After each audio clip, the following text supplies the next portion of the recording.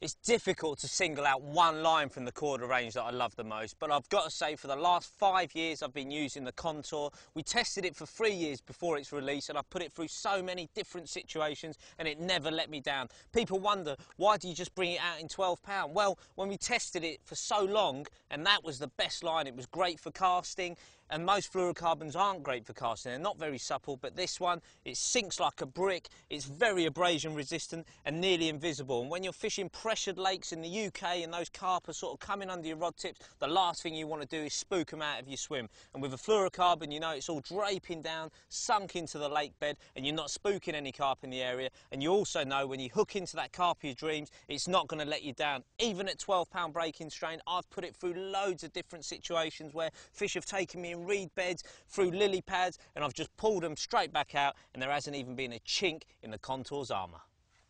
The line I've used almost exclusively for the last 5 or 6 years is Contour. We field tested it for 4 years before we even brought it out, and during that period I've had loads of big fish from the UK on it, loads of English 40s. I've fished 120 yards at Wenton Country Park. I've fished right under my feet as well in really weedy conditions, and it always stands up to the job.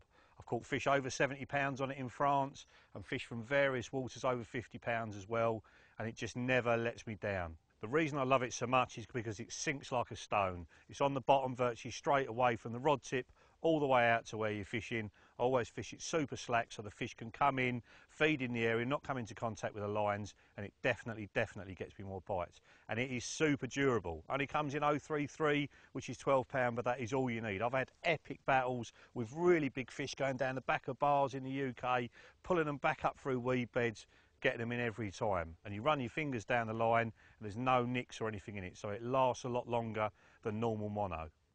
Like all fluorocarbons, it's much harder to see the normal mono in the water, but my tip for extended use is keep it clean. So wind it back through an odourless baby wipe or a thinking angler's line cleaner, take all the grit off it, and it will last a very long time. It is more wiry than normal mono, so it doesn't cast quite as far. I use this stuff for my fishing up to 100 yards, but with pinpoint accuracy.